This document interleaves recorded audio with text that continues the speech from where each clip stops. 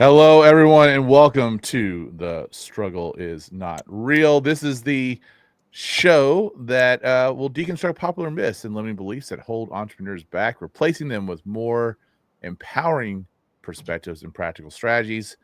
I am your host, Mike Gandolfo, and I'm joined, as always, by New York Times bestselling author Michael Lennington and the Queen of Coaching, Kristin Tabbert. How is everything in Michigan going today? Sunny but cold, so better. Okay, yeah. Michael, how are you? I'm doing pretty good. It's cold, sunny, but better. Okay.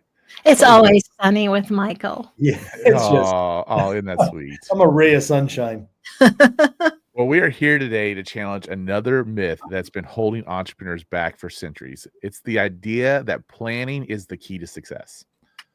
Let's go back to 1898 when Frederick Taylor timed coal shoveling at Midvale Steel. His stopwatch became the symbol of scientific management, planning every motion, every second.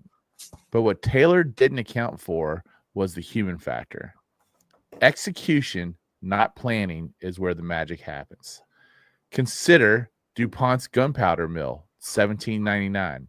Pierre Samuel DuPont wrote detailed plans, but it was his team's adaptability that saved the day. They adjusted the formula mid-explosion, literally.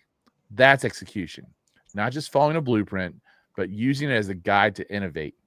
Even SpaceX's Mars vision isn't about perfect blueprints. It's about launching, learning, and relaunching. Now, you might think, what about all the planning tools? Asana, the OKRs, Gantt charts. Those are great for setting direction, but execution is where the rubber meets the road. A 2023 Stanford study found that 67% of strategies failed due to poor execution. That's not because the plans were bad. It's because they weren't tested in the real world. When Adobe swapped annual reviews for real-time feedback, productivity jumped 30%. They tested, adapted, and then refined the plan. I've seen startups spend millions on perfect plans only to realize too late that action beats aesthetics. Execution isn't just about doing, it's about learning from what you do. So scrap the 100-page plan, draft a one-pager, then do something, because the market doesn't care about your Gantt chart. It only cares if your product or service does the job. Execution is the engine. Simplicity is the fuel. A simple plan executed well will always drive further than a complex one that stalls. But here's the real power of execution. It's not just about getting things done. The action of execution provides feedback, and feedback leads to educated adjustments, which leads to breakthroughs. It's a cycle of constant improvement. Think about it. When you execute, you're not just checking off a to-do list. You're gathering real-world data. Every action, every result, every customer interaction, it's all valuable information. The feedback is gold. It tells you what's working and what isn't and why. Then comes the magic, educated adjustments. You're not just guessing anymore. You're making informed decisions based on actual results. These adjustments might be small tweaks or major pivots, but they're all driven by real-world evidence. And that's how breakthroughs happen. Not in a boardroom, not in a planning session, but in the cycle of doing, learning, and adapting. That's why execution isn't the end of the process. It's the heart of it. So remember, don't just plan to succeed, execute, learn, adjust, and break through. That's how you turn your ideas into reality and plans into progress. All right. That was a little different than my other little monologues to open up the show, because I kind of got into some of the content there. But there's not a whole lot of historical background on planning in general. But we gave the two examples there of the steel mill and the stopwatch, which was kind of the symbol, I guess, for working a plan. Michael, this is your specialty, planning and then executing on those plans and taking that feedback and that data. Actually, taking the feedback and the data and making the adjustments is probably Kristin's wheelhouse. But, you did literally write the book on this whole thing. So go ahead and let us know what your thoughts are. Yeah, so I appreciate that, Mike. there's nothing in the 12-week year that isn't common sense. Right. So what the 12-week year is an execution system that deals with some of the typical breakdowns in execution for people. And it's designed to help people to clarify what the most important things are, because you got to figure out what that is first. Right? Before you accomplish, start executing, you got to figure out what you want, right? So that's the key. And so it just starts with a vision, and it helps you to figure out what's most important in your life, right? Because a lot of times people don't think about that, or if they do think about it, it's just kind of a pipe dream because they don't connect it with their daily actions. So what we want to do is get a clear vision of the future that people have a heart for, that they want to have happen. They're willing to pay the price of the work to accomplish, right? Because if I don't have a strong reason why, I'm not going to do some of the work.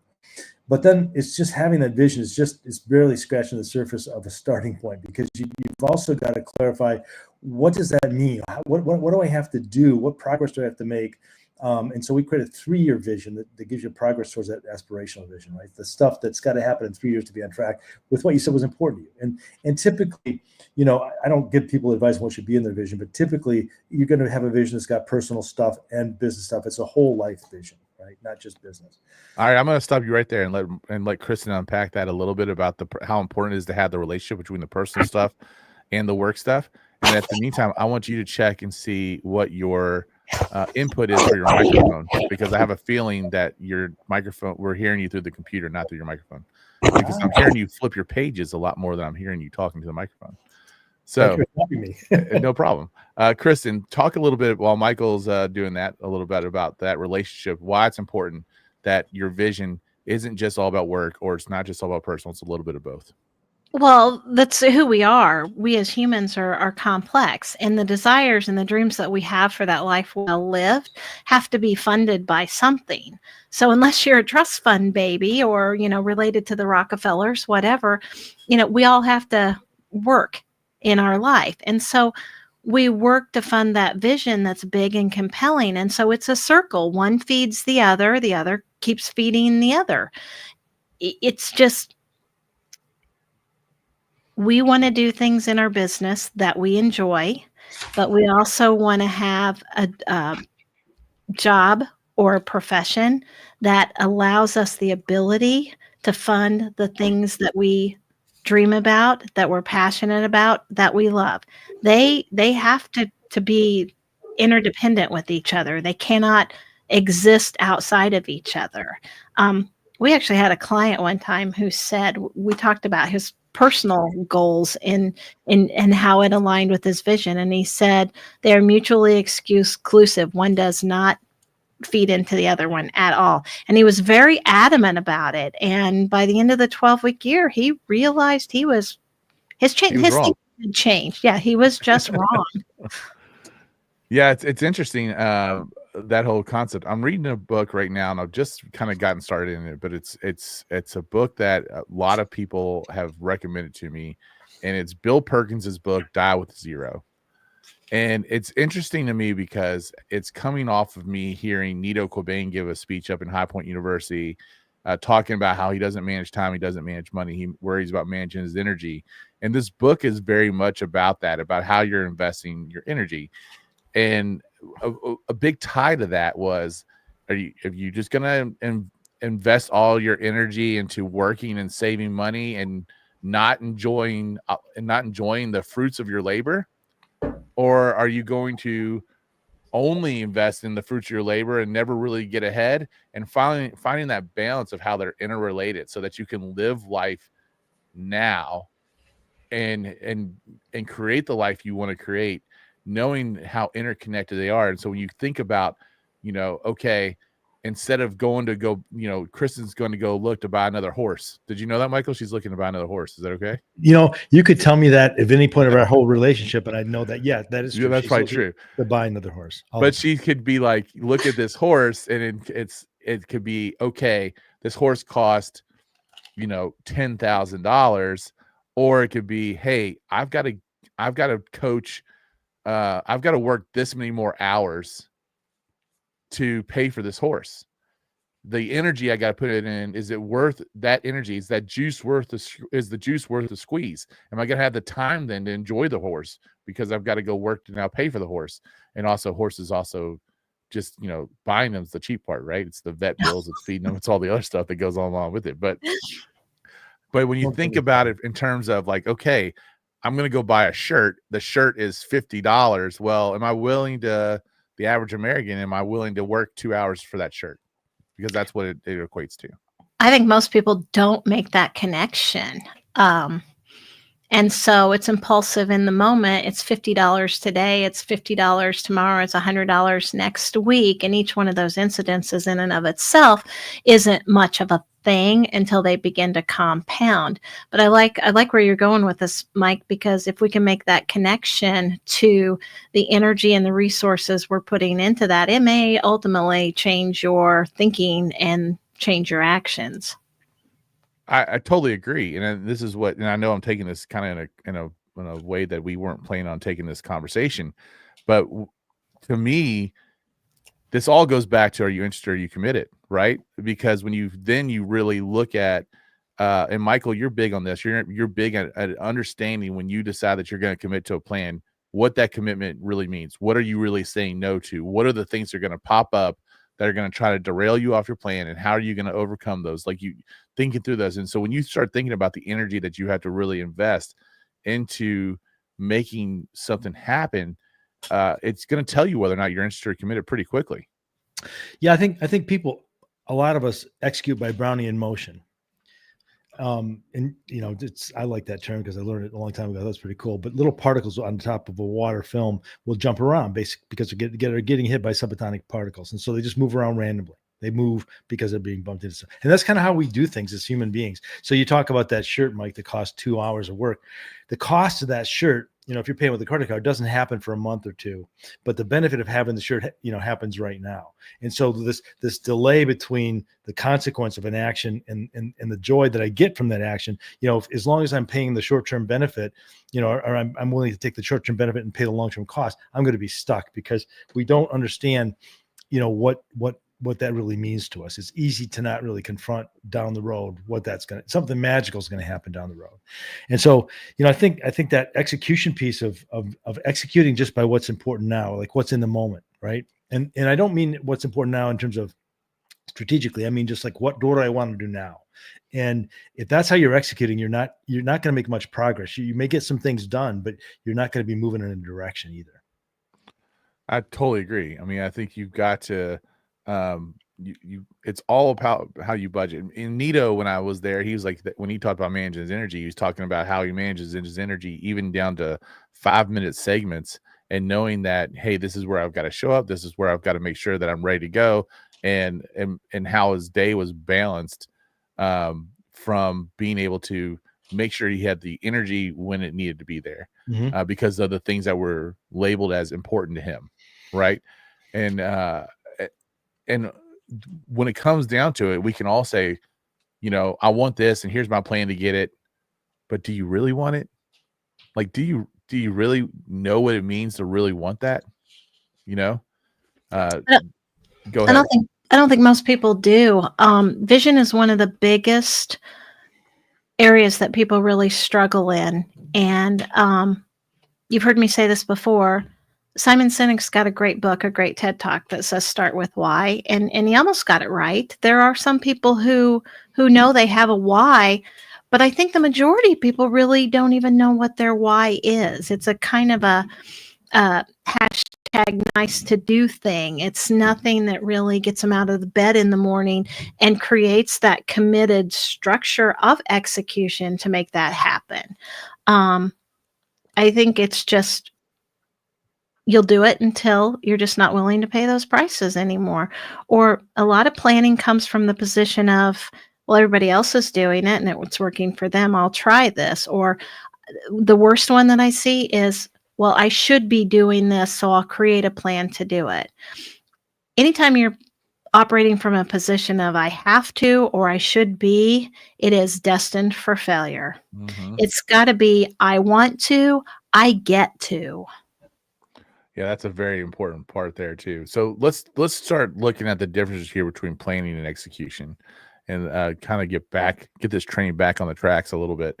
It's all good conversation. It's all necessary. But what's when you all think of the difference between planning and execution, what do you see, Kristin? Planning is preparing. It's preparing for action. It's brainstorming. It's identifying those actions you think are going to create the results you say you want to get. Execution is the verb. It is the action. It's the doing. And then again, when you do have the doing, you create these feedback loops, Kristin, and you're huge on those feedback loops. Success loops and failure loops. The plan's going to tell you where it's breaking down. And if you listen to the plan and you make those adjustments, you're going to instill those success loops. If you just stop doing things because you don't like to do it, or it's too hard, or you don't feel, you don't confront the plan, you just say, oh, I'll let it ride a little bit. I'll keep doing it. That's why annual planning fails. And Michael, this is your bailiwick. You can dig in more on this, but you can't predict 12 months from now. And it gives you operate under the illusion you have a lot of time to get stuff done. Well, I didn't hit the milestones this week. I still have next week. I still have next month. I still have next quarter. And then holy shit, it's October and we're, 50% behind our numbers. What do we do now? You pull things out of your keister and you do all the things that you weren't doing all year long, and it comes at a cost. And then you hinge your success or failure based on the last 3 months of the year, not the strategic execution of your plan. And now I'm going to have to make this show explicit, not for children, because of the S-bomb that Kristin dropped right now. I love it. I've gotten ear blind to those words, Kristin. I don't even hear when you say it because it's just part of your vocabulary. It's not curse words. They're sentence enhancers. And when the sentence enhancers come out, you hit a nerve or you've hit something that's very passionate for me. That's right. All right, Michael, when we talk about the planning, and you laid it out beautifully. You talked about, taking the long-term vision, breaking down to 3-year goals. We hear about businesses all the time. This is our strategic plan for the next 3 to 5 years. And where does that whole line of thinking kind of fit into short cycle execution? I mean, do people maybe rely a little too much on a strategic plan? And maybe they come up with this big freaking book that's just going to sit on a shelf somewhere.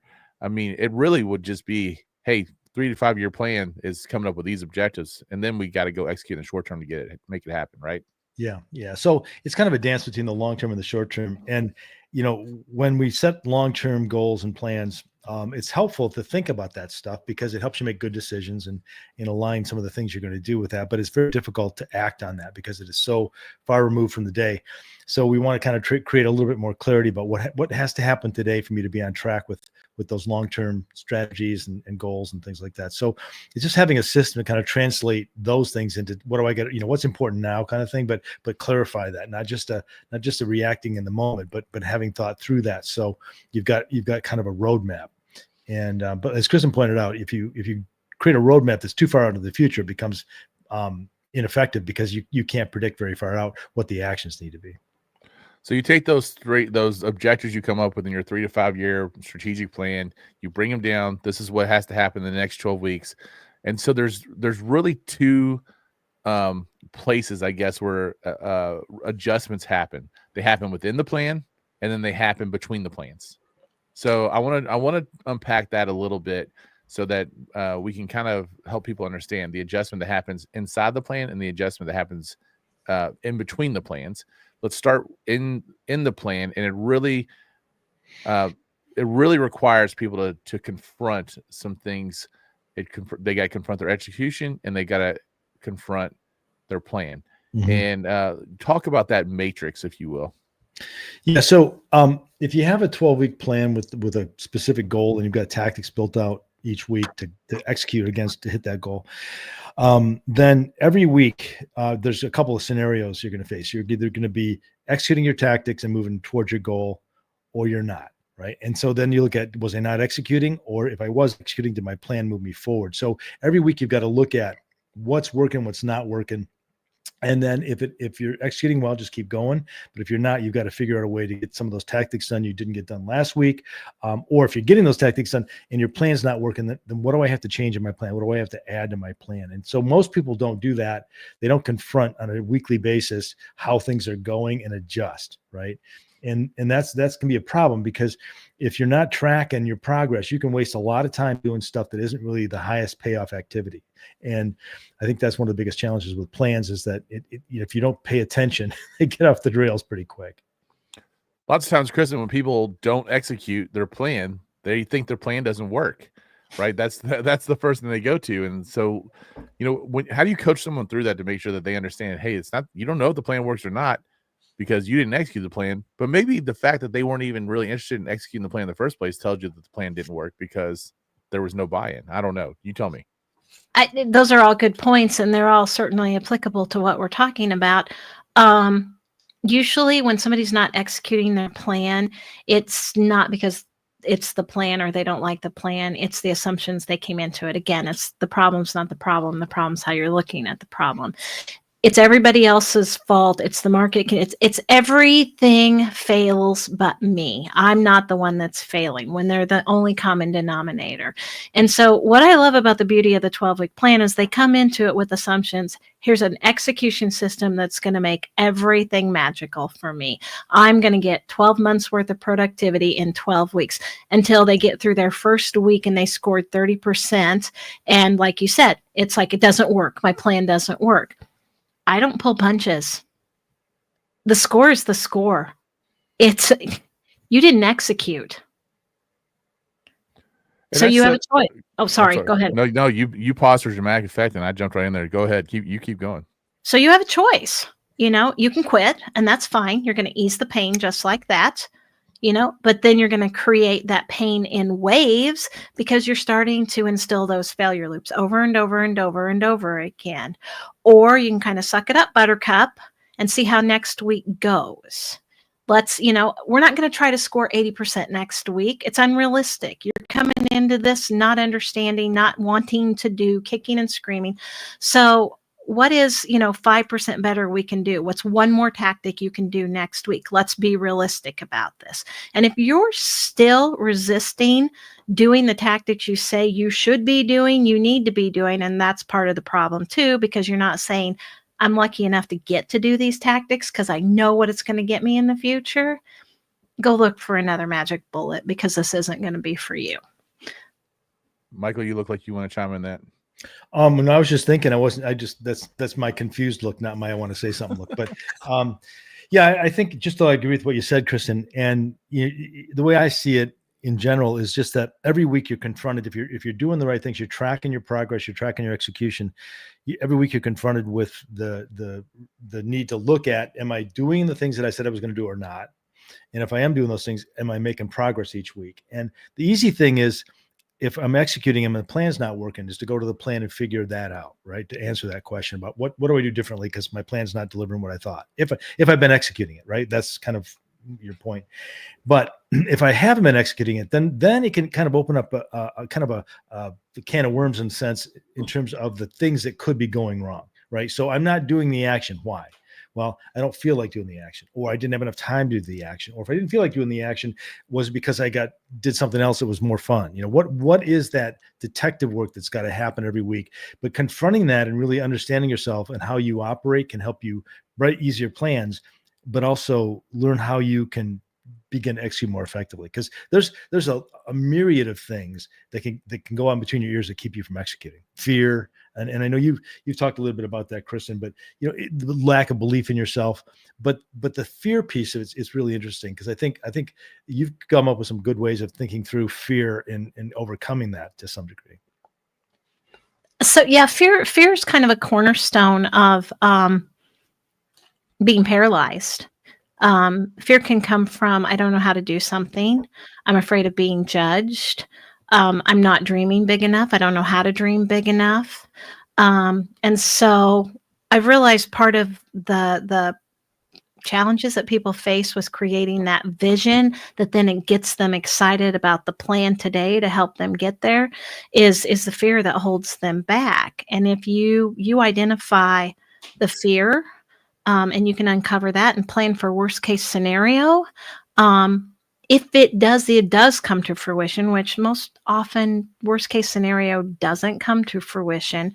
But even if it does, you've already planned for this. You've already worked it through mentally. And so it's practice for you when you actually have to work through it in the real world. And when you can get over those hurdles and you can really begin to identify with that life you want to live, you will be committed. You will take the action. We actually we had a question from the audience. And so Brian the Mortgage Guy was asking about lack of commitment right there. And so I think we just touched on all that, but I think that there is lots of times when you're dealing with these people, Kristin, that there's a lack of commitment in these plans. And then again, it's pretty common. It just requires you to do the work up front. So let's just take a minute and unpack commitment.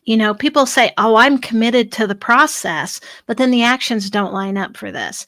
And I love the story that Michael tells, and I should probably have you tell it, but I want to tell it from the wife's perspective. So he'll use this as an analogy, and he'll say, my commitment is to be faithful to Kristin, 100%. Okay, committed. I'm committed to being faithful to you. And he comes in this week and he said, "Honey, guess what? I was faithful to you 5 of 7 days this week."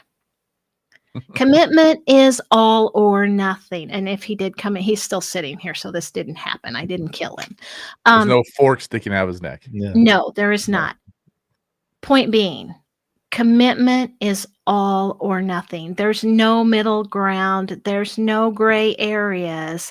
It's 100%.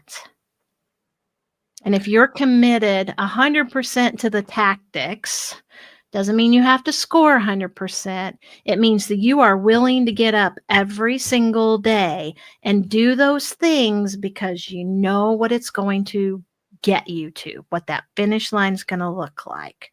And you're willing to do it. It's not the easy stuff. It's the stuff that's hard. It's the stuff that's not fun.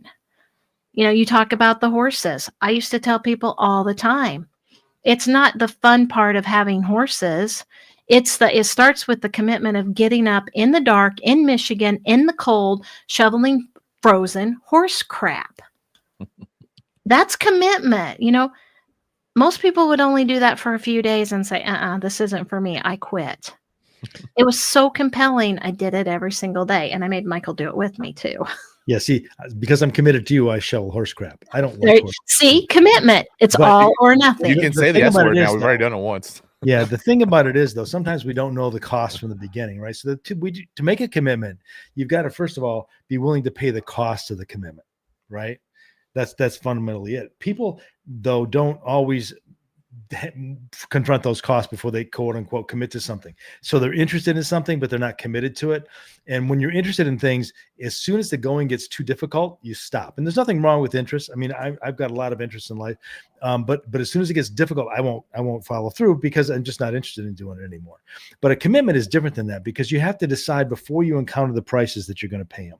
Right now, I didn't know I was going to be cleaning horse stalls when we met, Kristin. So at one level, that doesn't work 100% of the time. But, the thing is that I'm willing to pay the price of what it takes to stay married. Right. And so that I guess that's in that thing. But you got to pay those prices ahead of time. And if you don't confront those prices, become aware of those prices on your commitments, you're going to probably fail when the going gets tough. So what I do is I just want to walk through that logically, really. So what's my promise? What's my commitment? What's the price I have to pay? Am I willing to pay that price? And if I'm not, then that's fine. I'll do it when I feel like it. But if I am, then that means before I encounter it, I'm willing to pay it. And if I pay the price mentally before I encounter it, I'm much more likely to do the action, right? And that's the key, is that you don't want to be surprised by the costs. You want to think about the cost of committing up front. And then for those things you're willing to pay that price for, only then do you commit. Which is exactly why I like the analogy that, or the relationship with the Tao with nothing concept, just because like when you start thinking, and we've talked about this almost every place that we've ever spoke at, is that when you say yes to something, are you aware of what you're saying no to? And when you think about how you're investing your energy into something, and you're like, okay, I'm going to say yes to this. Well, that means I'm saying no to, maybe it means I'm saying yes to this new job that it's going to mean I'm going to be traveling more. Well, that means I'm going to be saying no to being home some nights with my kids, or no to missing some ball games or the recitals or whatever it might be. It's I'm saying no to home cooked meals. I'm saying no. It's all this other stuff that your government's saying no to, and that kind of discernment and really understanding what your yes means. You don't really understand what your yes means until you understand what you have to say no to in order for that yes to happen. We don't confront that enough. You don't slow down enough to ask those things, because our yeses are usually little moments of yeses. Somebody asks you to do something right now and it's an easy ask, it's an easy yes. And so you immediately say, sure, no problem, until those all begin to compound and we start to overpromise and underdeliver. Okay, let's move on to the next one about the adjustments that happen between the plans. All right, this is really, to me, pretty spectacular. Michael, talk a little bit about how when you and Brian came up with this whole concept, this whole idea, like how things would flow from one plan to the next. Yeah, so if you look at a calendar, there's actually closer to 13 weeks every quarter than there is 12, right? So what's a quarter? Yeah, I know. I had to say it though, because people wouldn't know what the hell I was talking about. But there's 4 13-week blocks of time in the annual calendar. Anyway, so what we do on those is we do an after action review. We just take a look back. What were our goals? Did we hit our goals? Yes, no.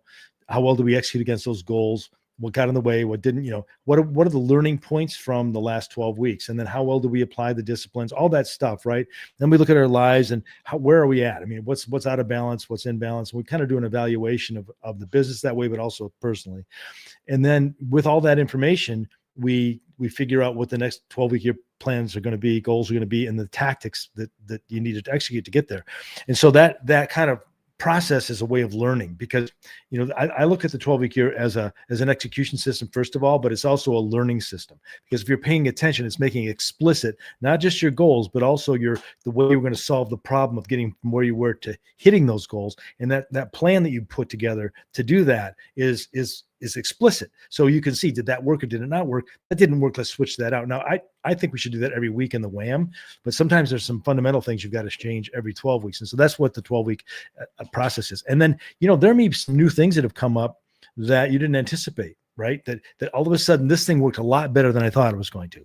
I think we need to spend more time building that out. This other thing over here, let's put that on the shelf. So it's saying no to some stuff and saying yes to some stuff every 12 weeks. So that's the thing. And I think the thing about 12 weeks as opposed to 12 months is that it's very difficult. You waste a lot more time that way before you do course corrections, but it's also very difficult to create a plan for 12 months that stays accurate for more than a few weeks, 12 weeks anyway. So it's hard to do. I don't know if it's as much as they waste time course correcting as much as they do. They just, figure out in like month 8 that this thing's not working. Month 3. And then they just get rid of the plan. They start over. It's this continuing cycle of starting over. And Kristin, we talk about that, like that loop overall, the starting over loop is what's really dangerous. Yeah, it creates those failure loops, and those get so deeply grooved that it's going to start showing up in many other areas in your life, professionally and personally. Let's end on that topic real quick, and tell someone why, Kristin, it's more important that they poorly get through an execution cycle and really do a good job of collecting the data that they get versus just ripping it up and starting over. Again, you're not following through on anything. You're not finishing anything. And when you start setting patterns around never finishing,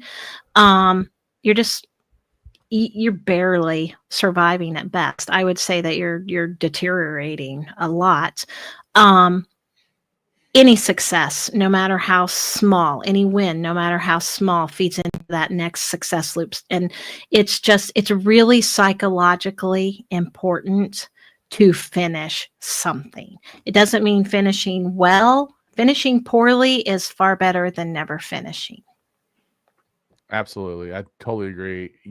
As someone who has fallen into that trap many a times, I just understand, now it's like, all right, I'm getting through the 12 year. I might not be where I want to be, whatever else, but I'm getting data. I'm getting a deeper understanding, a better awareness of what's getting in my way so that I can execute better and better each time out. So yeah, it's great stuff.